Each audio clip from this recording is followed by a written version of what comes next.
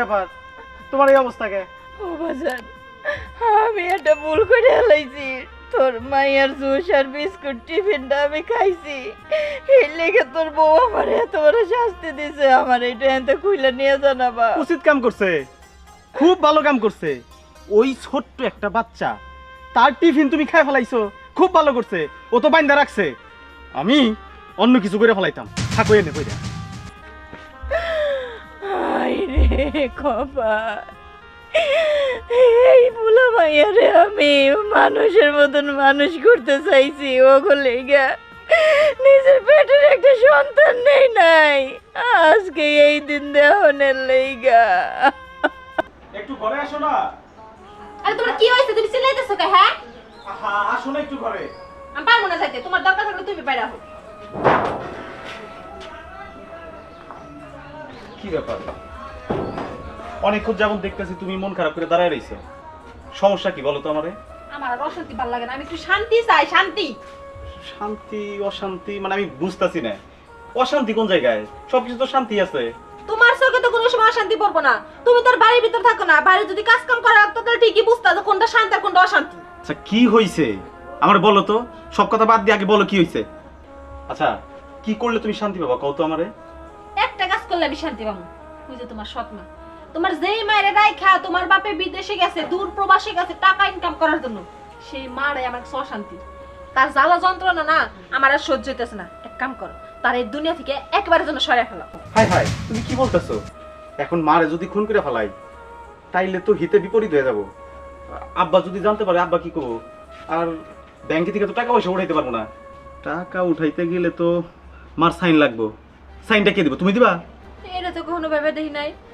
আসলেই তো দেখো, আমি এত কিছু শুনতেছি না, আমার এর জ্বালা যন্ত্রণার ভালো লাগে না, পাগল হয়ে যাইতেছে। আমি কি করবো কও? আহা লক্ষ্মী সোনা, একটু ধৈর্য ধরো না।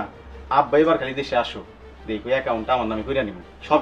এই কামটা আগে আগে করো। তোমার নামে অ্যাকাউন্ট হলো, তোমার মেয়ে তো থাকলো না, না থাকলো, মরে গেল না বাইসা হলো, এটা দেখার বিষয় না, বুঝছো নাই? আমগো টাকা পয়সা খালি আইলেই হইছে, আর কোনো চিন্তা নাই। এই তো আমার লক্ষ্মী সোনা বুঝতে পারছে। আমি দোকানে যাই। হ্যাঁ আচ্ছা ঠিক আছে, দেখে শুনে যাইও।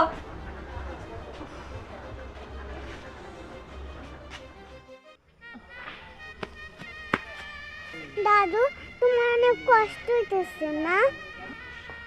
আরে দাদু ভাই, আমার অনেক কষ্ট হইতেছে। কষ্টে মনে হইতেছে আমার কলিজাটা ফাইটে যাইতেছে, গলাটা শুকাই গেছে রে দাদু। দাদু, তুমি আমার মাফ করে দিও। আমি তোমার আমার খাবার খাইছি দেখা মা তোমার এই জায়গায় বাঁধছে। আমার জন্য তোমার এত কষ্ট, আমার মাফ করে দিও দাদু।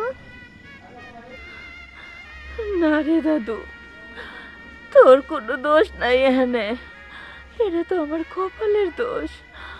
আমার এই পুরা কপালে আরো কত কি যে লেখা আছে, একমাত্র ওই উপরালাই জানে, আমি জানি না রে দাদু। তুমি এনে দাঁড়াই দেখো না, তোমার মা বাপে যদি দেহে নাইতে তাহলে তোমার অনেক মারবো রে দাদু। তুমি এখান থেকে চলে যাও, আমার কপালে যা আছে তাই হইব। আমারে নিয়ে তুমি কোনো চিন্তা করো না রে দাদু, চলে যাও। চলে যেতেছি, একটা সত্য কথা শুনে রাখো, তোমার এই কষ্ট আর বেশি দিন থাকবো না। দাদু রে, তোর কথাই যেন সত্য হয়, আমি আর এত কষ্ট সহ্য করবার পারতেছি না।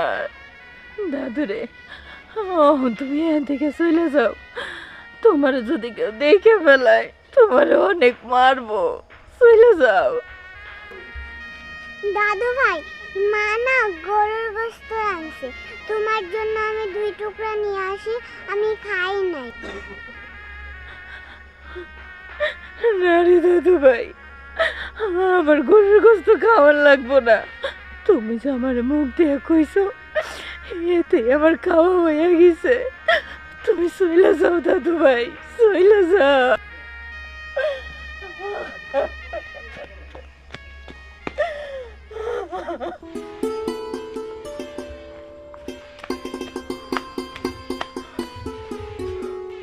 আল্লাহ, তোমার কাছে আমি কিছুই চাই না, খালি তুমি আমার একটু ধৈর্য দিও, আমার একটু ধৈর্য দিও কথা। যাতে আমি সব পরিস্থিতি মাইনা নিবার পারি আর সামাল দিবার পারি।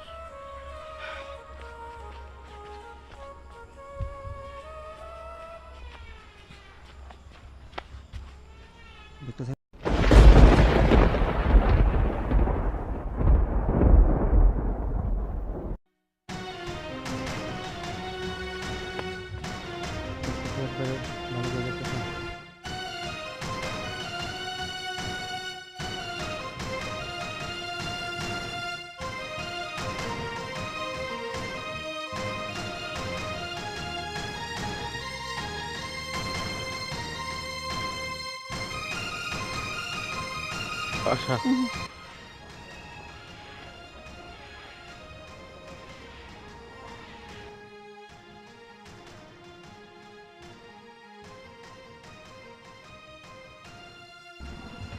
তুমি হ্যাঁ, আমি আমি আমি চলে আসছি।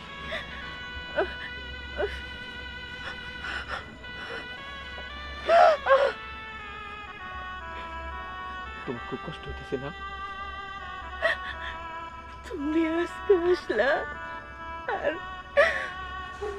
আমার এই অবস্থা তুমি দেখে ফেললা। তোমার আমি দেখে ফেলাইলাম যে তুমি কত কষ্টে আছো, কিন্তু বিশ্বাস করো আমার মনের মধ্যেও কইতো আমার আশা ভালো নাই। শেষে হীরামণি আমার সব কিছু কইছে। আরে জাগো ভালোর জন্য, জাগো সুখের জন্য জীবনের ভালো দিনগুলো আমি বিদেশে কাটাইছি। নিজে সব কষ্ট বুকে নিয়ে সবার কষ্ট দূর করছি। তারা তারা আমার বুকে এরকম করে ছুরি মারবো আমি কল্পনাও করবার পারি নাই। আর তুমি ওদের ওদের জন্য কত কি করছো। ওরা সব ভুলে গেছে। মানুষ অকৃতজ্ঞ হয়, কিন্তু আমার সন্তানদের মতো অকৃতজ্ঞ মানুষ এই দুনিয়ার নাই। তুমি আমারে ক্ষমা করে দিও। আমি তোমার সুখী করার জন্য আই না। সারাটা জীবন কষ্ট দিছি, সারা জীবন দুঃখ দিছি। তুমি আমার মাফ করে দিও। তুমি আমার কাছে মাপ চাই, আমার অপরাধী বানাইও না। আমি আল্লাহর কাছে সব সময় দুই হাত তুইলা কইতাম, আল্লাহ ওই মানুষটারে ভালো রাখো, সুস্থ রাখো। আমার যত কষ্ট হয় হোক, আমি কোনোদিনও তোমারে কই নাই যে বৌমা আমার গায়ে হাত তুলে খাইতে দেয় না, সংসারের সব কাজ করি আমি। এই কথা তুমি শুনলে তুমি ঠিক থাকতে পারবা না, এই জন্য আমি তোমারে কিছুই জানাই নাই। আর তাছাড়া বৌমা হইতেছে পরের মাইয়া, তোমার নিজের ছেলে মেয়ে যা করে আমি ছোট থেকে মানুষ করছি, জাগো মুখের দিকে তাকায় আমি নিজে পেটের একটা সন্তান নেই নাই। ওরা আমার সাথে কি কি ব্যবহার করে এগুলো যদি তুমি জানো, তুমি সহ্য করতে পারবা না। এই লেগা আমি কোনো সময় তোমার কিছু জানাই নাই। অনেক হয়েছে, তুমি কাঁদো না। সবকিছুর একটা শেষ আছে, এইসবেরও শেষ হইব। চলো আমার লোকে।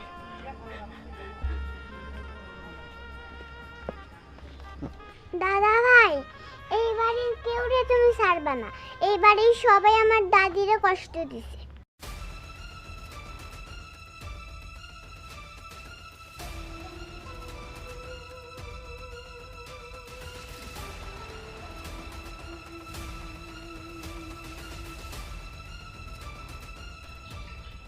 দাদু ভাই, কাউরে ছাড়া উচিত না।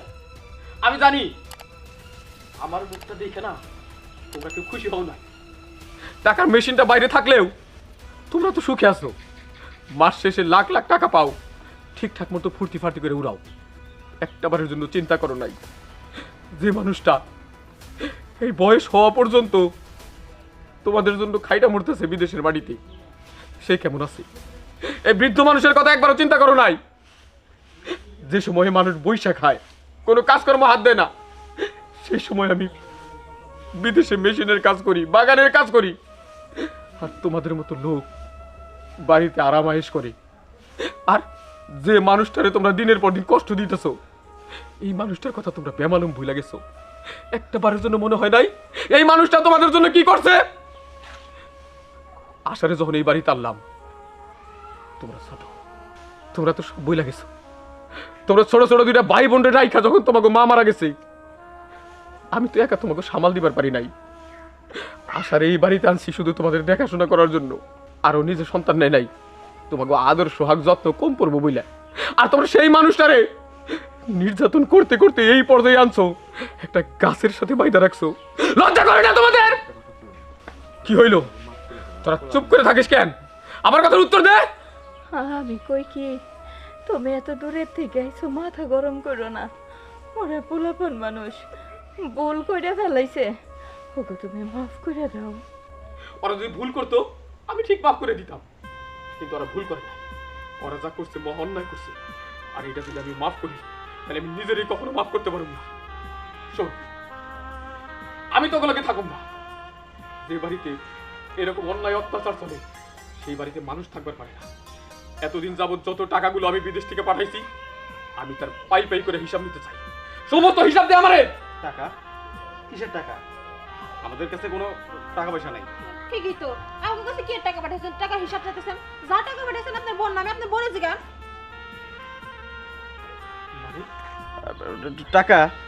তুমি যে টাকা পয়সা পাঠাইছো তার অর্ধেকের বেশি তো সংসারেই খরচ হইছে, আর বাকি যেগুলো ছিল তোমার বই খাইছে। চুপ জানোয়ার! আমার বউ খাইছে, আমার বউ তোর কিছু হয় না তাই না? হ্যাঁ, আমার বউ তো তোর কিছু লাগে না। আমার বউ যদি তোর মা হইতো তাইলে তার উপর নির্যাতন করতে পারতি না, তাকে না খাওয়াই রাখতে পারতি না, তার গাছের লোকে বাইরে রাখতে পারতি না। ঠিক আছে, আমার হিসাব আমি পাইছি। তোদের আমার টাকা পয়সা দিতে হইব না, আমরা এই বাড়িতে থাকুন না। আরেকটা কথা,